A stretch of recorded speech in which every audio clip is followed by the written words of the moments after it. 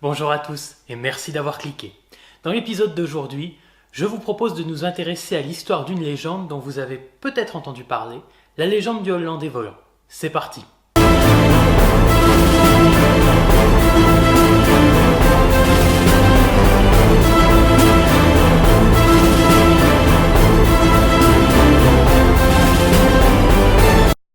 La légende du Hollandais volant, c'est une légende marine, et j'insiste sur ce point, car l'océan n'est pas un environnement innocent, il joue beaucoup dans le développement d'une légende. En effet, pendant très longtemps, l'humanité a eu un rapport très distant avec l'océan, pour une raison très simple, ça n'est pas son milieu naturel.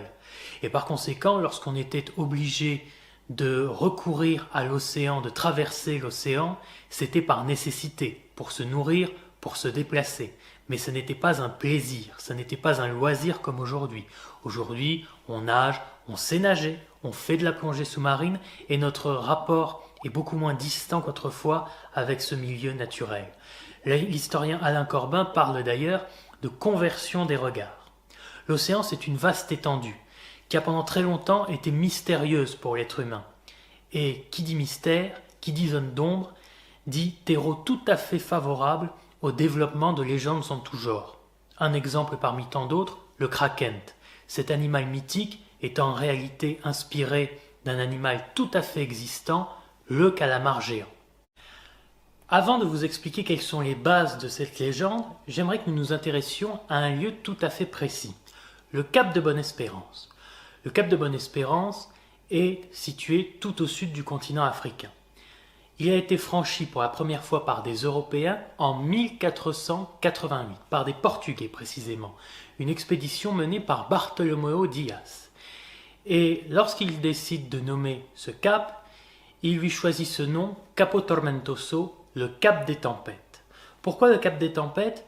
Eh bien tout simplement parce que c'est à ce niveau-là que se rencontrent deux courants marins, l'un qui charrie des eaux chaudes venant de l'océan Indien, l'autre charriant des eaux froides venant de l'Antarctique. Et évidemment, lorsque deux courants marins de températures différentes se percutent, cela peut avoir toute une série de conséquences, et évidemment, cela rend la navigation très difficile. Le cap de Bonne-Espérance est un véritable cimetière de marins. On compte environ 5000 naufrages, et récemment encore, il y a des naufrages qui se sont produits près du cap de Bonne-Espérance. Mais je viens de vous dire que Bartolomeu Dias avait nommé ce cap des tempêtes. Alors pourquoi est-ce que je vous parle du cap de Bonne-Espérance? Eh bien tout simplement parce que le roi de Portugal, Jean II, avait préféré un autre nom, celui du cap de Bonne-Espérance. Et évidemment, dans ces cas-là, c'est le roi qui gagne. Pourquoi le cap de Bonne-Espérance? Eh bien tout simplement parce que c'est à la fois politique et symbolique. C'est la preuve que l'on peut rallier l'Asie, l'Orient, par le cap de Bonne-Espérance à travers la voie maritime.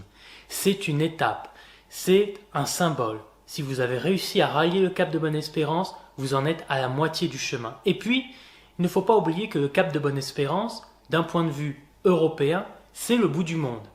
Et non seulement c'est le bout du monde, mais en plus de cela, c'est le point de passage entre le monde européen et le monde oriental. Par conséquent, le roi Jean II voulait que cette étape soit le signe non pas d'une démotivation, car il n'y a rien de motivant à dire « tiens, nous avons atteint le cap des tempêtes », alors qu'au contraire, dire « nous avons atteint le cap de Bonne-Espérance », ça veut dire « nous en sommes déjà à la moitié du chemin ». En 1500, Bartolomeu Dias va mourir près du cap de Bonne-Espérance lors d'un naufrage. Pas de bol. Quelques années plus tard, au milieu du XVIe siècle, le portugais Luís Camões rédige son poème Les Lusiades. C'est le plus important de la langue portugaise. C'est un poème épique qui raconte à la fois la construction de la nation et de l'Empire portugais. On pourrait le rebaptiser l'Odyssée de Vasco de Gama, Odyssée vers la route des Indes. Seulement pour atteindre les Indes, il faut au préalable que le bateau passe par le cap de Bonne-Espérance. À ce moment-là, Vasco de Gama est confronté à un spectre gigantesque, Adamastor, un géant qui le met en garde. S'il franchit le cap de Bonne-Espérance, eh bien il sera maudit.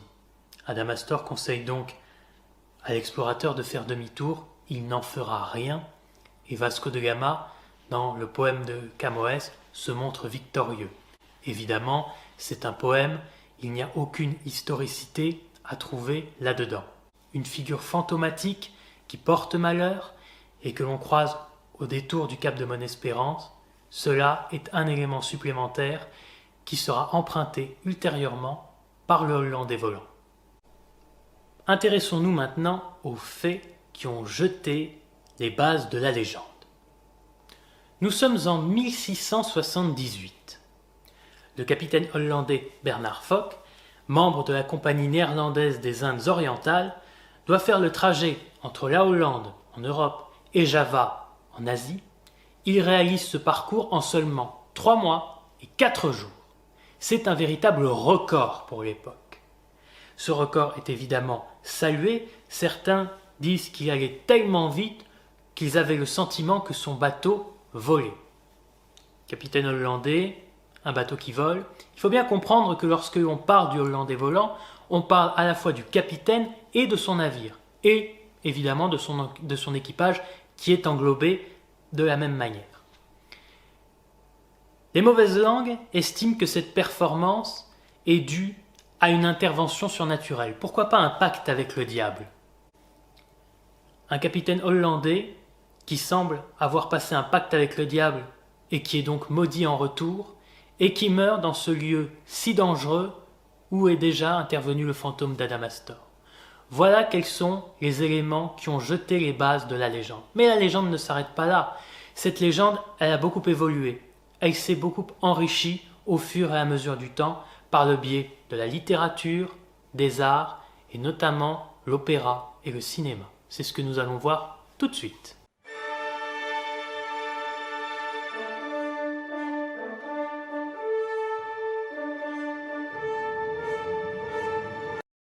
Le début du XIXe siècle, c'est à ce moment-là que se joue le destin littéraire de cette légende que nous appelons le Hollandais volant. On pourrait citer beaucoup d'auteurs, Victor Hugo, Edgar Allan Poe, mais nous allons retenir 4 auteurs qui ont contribué à fixer ce nom de Hollandais volant, qui peut désigner soit le capitaine du navire, soit le navire et son équipage tout entier.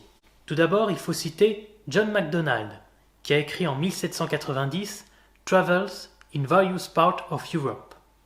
5 ans plus tard, en 1795, George Barrington publie A Voyage to Botany Bay. Barrington et Macdonald ne font qu'évoquer très rapidement le Hollandais volant ou le spectre hollandais, mais ce sont eux les 2 premiers auteurs à désigner ainsi le bateau fantôme. Quelques années plus tard, en 1832, le français Auguste Jalles publie Scènes de la vie maritime. Auguste Jalles ne consacre que quelques pages de son livre à la légende, non pas du Hollandais volant, mais du voltigeur hollandais. Voici le résumé de cette légende. Un capitaine, hollandais, contre l'avis de tout son équipage, veut braver la tempête près du cap de Bonne-Espérance. Dieu apparaît alors au capitaine, mais le capitaine se montre particulièrement irrespectueux envers le Tout-Puissant. Dieu décide donc de le maudire. Il condamne le capitaine à errer, lui et son navire, sans pouvoir s'endormir, jusqu'au jugement dernier. Le Hollandais volant devient ainsi un navire polymorphe qui est responsable de tous les malheurs et de toutes les avaries qui se produisent sur mer. 1 an après, c'est Henry Heine, l'auteur allemand romantique, qui publie les Mémoires de M. Schnabelewopski. Dans le texte de Henry Heine, Mémoires de M. Schnabelewopski, la légende du Hollandais volant ne tient que sur une des 70 pages de l'œuvre. Quelle est la légende selon le romancier allemand? La voilà. Un capitaine jure qu'il réussira à braver la tempête et à dépasser le cap de Bonne-Espérance, même si pour cela il devait voguer jusqu'à la fin des temps. Le diable l'entend et le prend au mot. Le capitaine est donc obligé de naviguer jusqu'à la fin des temps. Il ne peut mettre le pied à terre que pour une période donnée tous les 7 ans. Et la malédiction sera levée uniquement s'il trouve une femme capable de l'aimer. Mais, conclut ironiquement l'auteur, le capitaine est trop content de regagner la mer et de quitter sa femme. Mais l'œuvre littéraire qui va véritablement tourner intégralement autour du Hollandais volant, c'est celle de Frédéric Marryat, publiée en 1839, Le vaisseau fantôme. Frédéric Marryat, avant d'être un romancier, a été marin. Il a intégré en 1806 la Royal Navy et il a participé aux guerres contre Napoléon Bonaparte. Il quitte la marine en 1830 pour se consacrer à l'écriture, et même si le vaisseau fantôme n'est pas son œuvre la plus connue, c'est celle qui, indiscutablement, fixe le mieux la légende du Hollandais volant. Quelle est l'histoire? Tout commence à Terneuse, en Hollande, en 1678. Une femme, sur le point de mourir, révèle à son fils, Philippe van der Decken, qu'elle a reçu, alors qu'il n'était qu'un bébé, la visite de son père. Celui-ci a blasphémé Dieu. Il a été maudit, il est condamné, lui et son équipage de marins, à voguer sur les 7 océans, et la mort le fuit. Mais quiconque rencontre le navire fantôme est condamné à subir de grands tourments quelque temps plus tard. Après la mort de sa mère, Philippe hérite de sa fortune et rencontre peu de temps après l'amour. Mais il ne peut se contenter d'une petite vie paisible à Terneuse. Il décide donc de jurer devant Dieu qu'il libérera son père de la malédiction. Mais il n'y a pas que les romanciers qui ont contribué à installer la légende du Hollandais volant. Il faut aussi se tourner du côté des arts et notamment de la musique. Richard Wagner a présenté pour la première fois en 1843 son opéra Le vaisseau fantôme à Dresde. La genèse de cet opéra est tout à fait particulière. Tout d'abord, dans les années 1830, Wagner se lie d'amitié avec Henry Heine, l'auteur des mémoires de M. de Schnabelowski. Quelques années plus tard, Wagner, comme à son habitude, est criblé de dettes. Il doit alors quitter la Russie clandestinement pour échapper à ses créanciers. Il embarque à bord d'un navire, direction Londres, afin de rallier la France. Pendant le voyage, dans la zone des Skagerrak, le navire essuie une violente tempête. Wagner croit sa dernière arrivée et il est persuadé, dit-il, d'avoir vu un vaisseau fantôme. Finalement, le compositeur échappe à la mort, le navire ayant trouvé refuge dans un fjord norvégien. D'ailleurs, Wagner ne fait pas se concentrer l'histoire du Hollandais volant autour du cap de Bonne-Espérance, mais en Norvège. C'est la seule différence majeure avec les autres versions de la légende.